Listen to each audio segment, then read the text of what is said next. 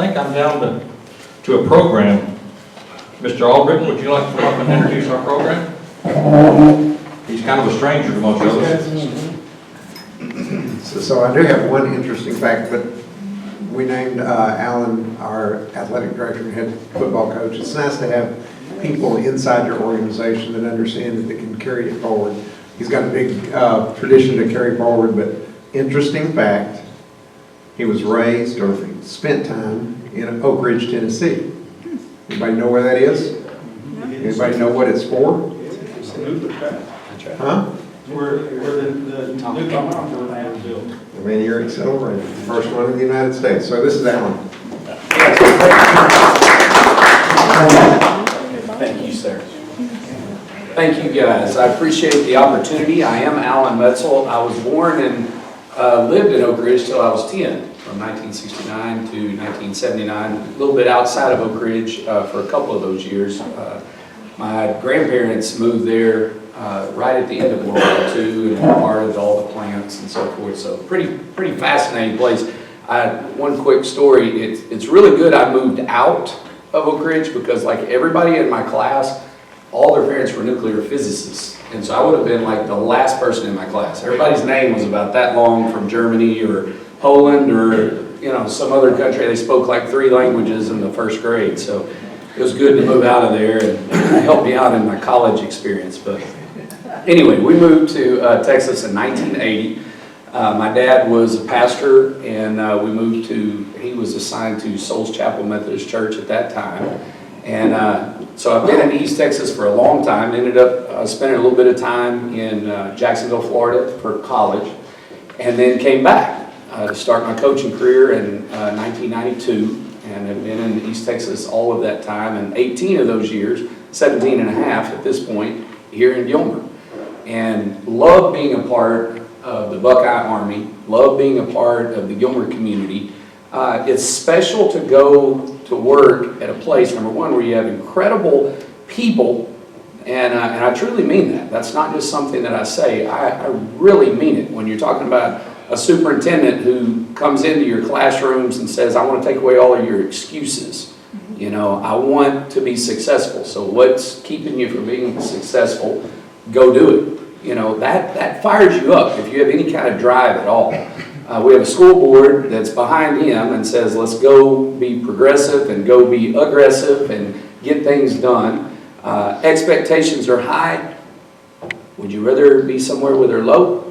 That's what you want. You want to have high expectations. The people that we work with, whether it's Donna Lane and the Stars and Ms. Murray, or RT and Miss Witt in the Ag department, and Eric Gray in the band department, and all the different extracurricular groups, Ben Patrick and the drama, we all get along well and enjoy working together and rooting for each other. And sometimes, we have to share people, and they'll come to an event, the kids will, and we'll put them in a Suburban and get them to the other event, to make sure they have the opportunity, the kids do, to succeed. And that's a unique thing. I'm very grateful for that type of atmosphere to work in. Having said that, as being a coach, every now and then people will ask me, so what made you want to do something where your livelihood is in the hands of 17 and 18-year-old boys? You have a point there. They have a point. I thought, I'll give you a couple of quick stories that kind of reinforce that. Where I was coaching at a place one time, we're driving down the field, and if we kick a field goal, we tie. Okay, so it's a close game, and they've done well. We've played well. Actually, this wasn't at Gilmer. So we drive down. We get down to about the 8-yard line. It's 4th down, and so we're going to run a fake field goal against this team. Our kicker was god awful. I mean, he couldn't kick it from me to Mr. Duke over there, but he was the best we had. And so anyway, we weren't going to kick it. We were going to look like we were going to kick it and run the fake. And the way they lined up, they were rushing hard from the left. So we were going to set it on the tee and bring the left wing around and toss it to him. And here we go. We were going to walk in for the touchdown, and we would win the game. We wouldn't even have to tie it. So the head coach at the time calls timeout, and we're talking about it. Coach, we got the perfect scenario. We're ready to go. We break. We come out of the huddle. We line up. All we got to do is snap it and run the play. I mean, they're lined up perfect, ready to come off the edge. And our kicker kneels down and is doing something with his shoe. You know, of course, the clock's ticking down. You know, it's getting close. We're going, what is he doing? Get up. You know, we're all screaming, get up. What are you doing? He's messing with his shoe, messing with his shoe. You know, we're going crazy. Flag, delay a game. We're like, what are you doing? They move us back 5 yards. Well, we knew he couldn't make it from there. So we had to run the fake then or just try and throw it up. But they still lined up and everything. So we went ahead and tried it. And we set the ball on the tee and toss it. And the guy goes around and gets tackled on the 2. So we don't. I'm saying it wrong because we were tied. That would have won the game. So it ends up going into double overtime and we lose. So after the game, we're like, what were you doing? And he said, well, I knew we were going to run the fake, so I was going to act like I was going to kick it barefooted. So I was going to take my shoe off so they'd think I was going to kick it. And we're like, but you don't kick barefooted. And he goes, oh yeah. You know, you scratch your head. So after that game, we're like, we got to get another guy to kick. You know, so this goes into the next week. We're asking the PE guys, do y'all have anybody that we had tryouts? Every guy on the team had to try and kick. So one of the PE guys had a foreign exchange student. He was from Germany. We're like, you know, hey, you ever played soccer? Well, yes, sir, I have. You ever seen a football game? Football, yeah, soccer. No. We mean football like this. You know, it's oblong. I've never seen one before.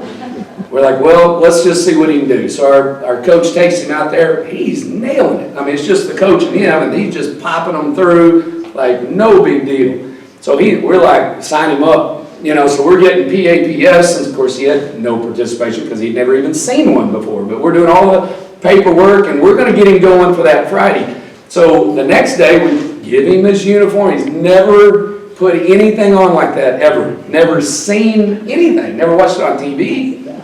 So he's down on the other end with another kid who's holding it for him, and he's just popping them through. You know, we're down on the other end of the field, and we're getting ready to work on our point after attempt. So we call him down there. So he trots down there, and he's feeling pretty good in his helmet and everything, you know. And he lines up, and we just line everybody up. Nobody rushes or anything. Snap it back, pops it through. Looks great. So the head coach goes, okay, now, this time they're going to be rushing. They're going to be rushing. So don't let that bother you. You just face the goal. You know, you just face. And he goes, they are coming from Russia? No. You know, so anyway, having said all that, the question of, so why do you coach? You know, what makes you want to do that? Well, it's because of the people that invested in me. You know, I remember a game when I was a junior in high school where, quite frankly, I played terrible. I played poorly. And when you're the quarterback and you play poorly, you usually don't win, and we didn't. And so I was pretty down. I took it hard. And I go back and I sit down on the bus, and I mean, I'm just eating myself up. You know, I knew I'd done poorly. And we're riding back on the trip back, and the coach gets up from the front, and he comes back, and he sits down right beside me. And the rest of the way home, he built me up. He wasn't excusing that I played poorly. It was what it was. But he started speaking life into me. And he started encouraging me. And here I am 50 years old, and it chokes me up. I was 16, 17, and it mattered. It meant something to me that this man would, in that moment, come back and sit with me on the bus and tell me, I believe in you, and you're going to be fine, and next week you're going to go and do well. And it changed a very difficult situation into a positive. You know, I remember another time when that same coach, a few weeks later, actually it was the next year. The next year we had gotten on a roll. We were doing well, and our school had never been to the playoffs ever in its school history. And we were getting close to where it looked like that might happen. And we had a big game, really big game. And So I was a little nervous, and I was talking to him on like I think it was a Wednesday night or Thursday night after practice, talking about the game, and I was like, man, I want to win this thing. I want to do this for our school. And he said, well, if our quarterback will play like he's doing, I think we're going to be okay.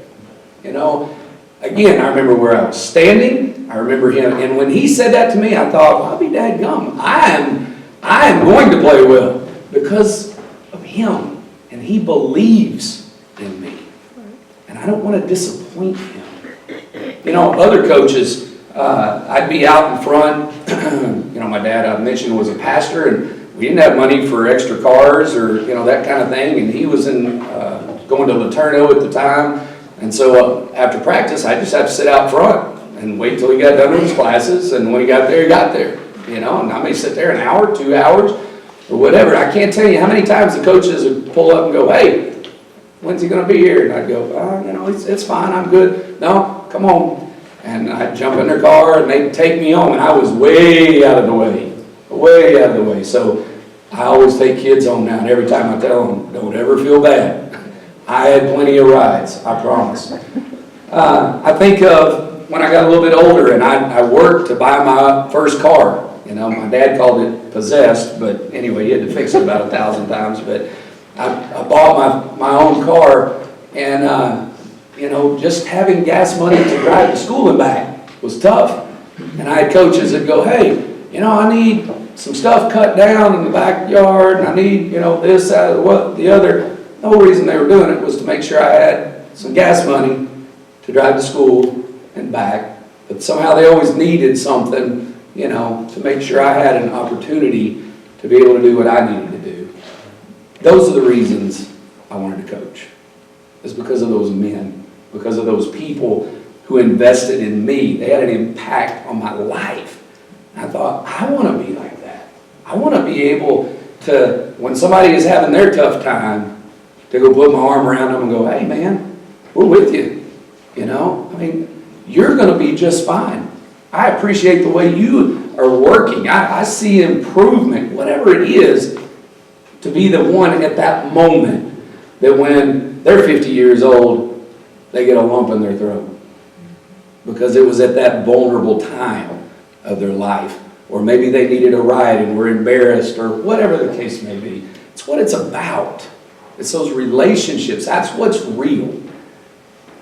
Billy Graham once said that a coach will impact more young people in a year than the average person does in a lifetime.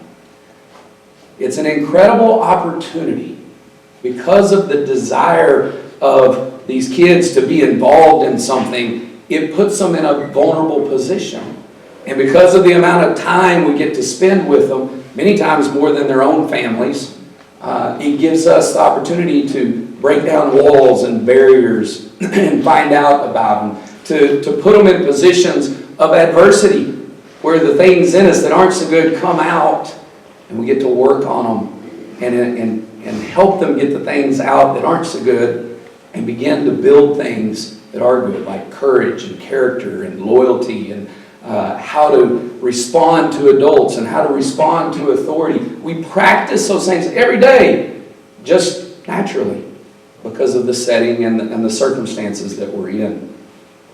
Our core values at Gilmer, they're the same as they've been since 2000 and Jeff came in. They are perfect effort, selfless, attack, do it right or do it again. You're talking about values that we as coaches have to emulate. It's on us. Otherwise, it's just rhetoric. It's just something on a t-shirt. It's something on a sign, and it doesn't mean anything. It's got to be shown by us. It's got to be lived, to come to school, to come to work, and for us to give perfect effort. We're not always going to be perfect. That's what we tell our guys. It's not about perfect execution. That's our goal. We want to work to it. We're always going to make mistakes. It's about perfect effort. And we, as coaches, have to come and bring it every day, every single day. The second thing, selfless, to lay down your life for the people on either side. Jesus said that's the second greatest command, to love your neighbor as yourself. That's what it's about. And in a world where it's all about your social media and presenting you and making sure it's all about you, it's really not all about you. It's not all about me. It's about the people around me. And being able to teach that to a society of young people coming up. Now, let me just tell you, that's hard rock mining. It's hard rock mining. There's a lot to get cracked there. But we're going to bring that sledgehammer and we're going to bust away on that for all the years as they grow up, to get them to a place where they go, you know what, I think I like this better when we succeed. It's not just about me. Attack. What does that mean, to attack? It means bringing that dogged determination where you're not going to quit. You know, the speech that Winston Churchill gave, that we will never give up. You know, for us in an older generation, and I'm pretty far removed from that generation, but I sat and listened to my granddad talk about it, who served out on a destroyer in the Pacific, you know, about the wars and so forth, and that mindset of we will not quit. I think sometimes that mentality has drifted to a different era in our day and time. And we want to make sure it doesn't, because those things are eternal. And so we, as the coaches, we have to instill that by modeling that we're going to go every day and we're not quitting, ever. And then finally do it right or do it again. One of the things we do in our boot camp that we do is that whenever you mess up, like I said, go back to the perfect effort. It's not about perfect execution, about perfect effort. Whenever we mess up, you own it. You just say, it was me, that was me, I got it, man, I got it. And then you go do it again. So if you're running through the ladder and you miss on a step when you got to have both feet in the ladder, then you just go, it was on me, that's on me. And you turn around and you run back and you get right back in line. And you do it again. We want it to get to the point where we're not blowing a whistle and go back. They know, I messed up, go back, do it again. Get it done right, as opposed to looking to see if anybody noticed we messed up and trying to just get on through. These things, these values that we're looking to teach, they go way beyond athletics. They go way beyond football. They go way beyond any sport that we could have. It's life. It's life. The reason you guys are able to do what you're able to do, you just do those things every day.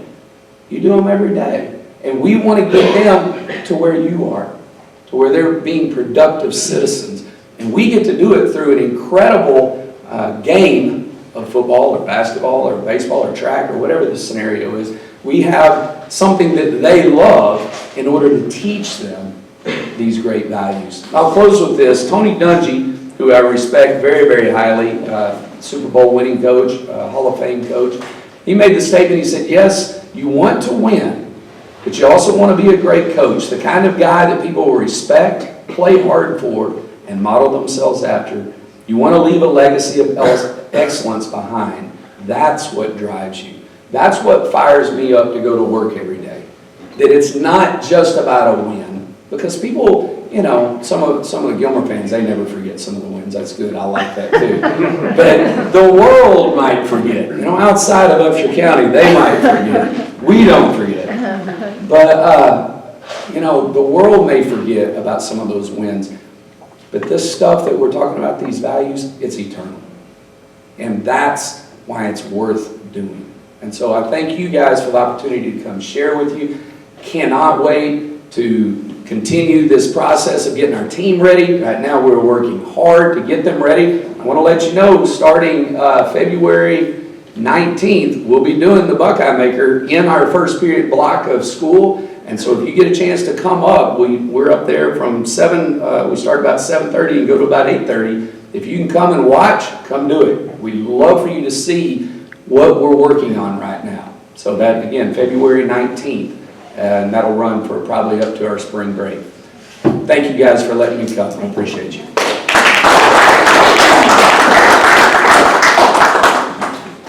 Well, he didn't take all the time. How about questions? I'll volunteer him to answer questions. Sure. Yes, Mr. Marshall. This is going to be a building year. You know, I wouldn't say a rebuild. You know, a lot of times you may have like names that you've known for several years, but then there's those guys who are ready to step in that maybe you haven't heard the name. I think we're going to be very competitive. I do. So I don't expect any drop off. We're ready to push forward just like we did this year and hopefully possibly take it further. We had some realignment not long ago. Did we get involved in that? Yes, sir. In the realignment, it really didn't change our district. We had a 5-team district last year. This year it'll be a 16 district. North Lamar, which is in North Paris, joined in. That's the only change that took place there as far as our district is concerned. Anybody else? Hey, Coach, school's out Monday, isn't it? Not for us. So I need to still have him there. So, just make sure.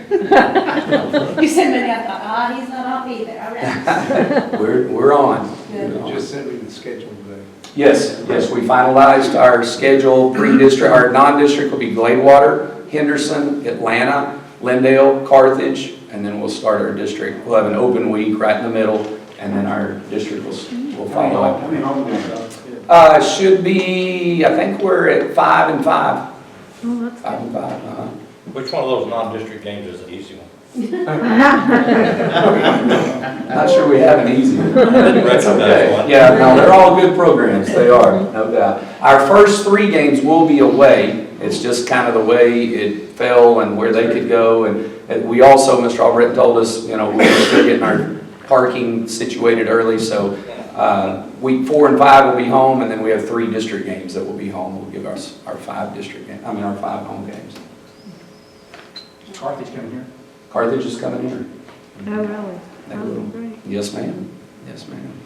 Always a good showdown. It is. How many more coaches do you have to hire to fill out your staff? Probably, we've put in for 3 right now, depending on a couple more on what we're deciding to do, probably a couple more before it's all said and done. So we're in process of getting that taken care of. Who did you have to leave? Coach Barr retired, our DC that's been here for 20 years, he's retiring. Of course, Coach Turner, and then John Huffstetler, who worked on our defensive staff, he took a job with a friend of his at Alto, a guy that he had grown up with through the years. So those are the 3. Anyone else? Okay, don't hesitate to give me a call or come by. Thank you. Thank you.